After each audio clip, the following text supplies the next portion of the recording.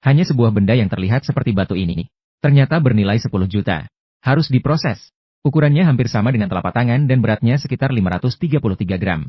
Sesuai dengan kebiasaan internasional, sebelum diekstraksi, potong sedikit untuk menguji kandungan emasnya. Ini terutama ditentukan oleh konduktivitas listrik dan reaksi elektrokimia untuk menentukan kemurniannya. Emas tetap dapat mempertahankan stabilitas yang sangat tinggi ketika terkena larutan asam. Alat ini memperkirakan kemurnian emas berdasarkan intensitas reaksi elektrokimia.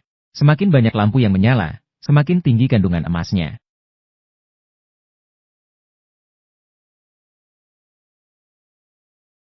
Dapat dilihat dua lampu menyala menunjukkan lebih dari atau sama dengan 10K.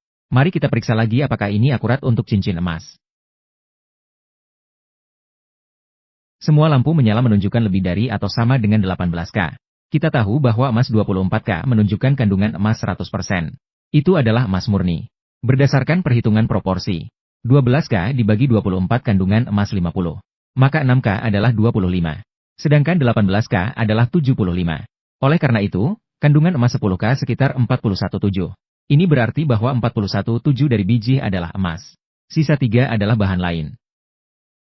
Jika diekstraksi, secara teoritis dapat diperoleh sekitar 222 gram emas. Jadi, apakah itu benar-benar bisa? Emas sejati tidak takut diuji oleh api. Sebenarnya, itu seharusnya disebut paduan emas dengan gradien rendah. Ini adalah logam dengan kandungan emas tinggi yang diperoleh setelah peleburan. Ketika paduan emas dilebur menjadi cair, suhu tinggi akan secara alami memisahkan oksida non-logam dan kotoran lainnya. Dan flux seperti boraks membantu mengumpulkan mereka di permukaan.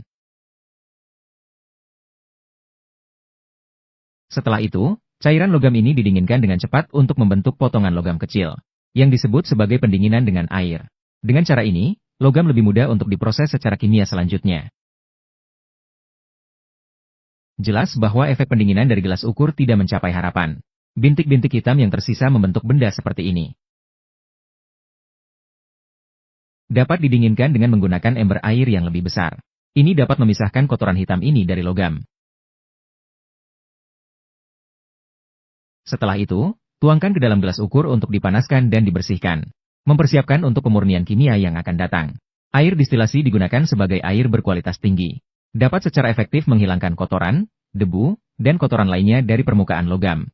Setelah dibersihkan dengan pemanasan, limbah ini dapat disaring. Pada saat ini, banyak kotoran mengendap di gelas ukur dan kertas saring. Namun, masih ada banyak logam di dalamnya. Mereka dapat dicuci lagi secara terpisah. Dapat dilihat bahwa potongan logam kecil di sebelah kanan setelah dicuci kedua kalinya. Secara dasar telah menghilangkan bahan non-logam. Dan logam yang mengandung banyak kotoran ini juga sangat mudah untuk diproses. Cukup membungkusnya dalam kertas saring dan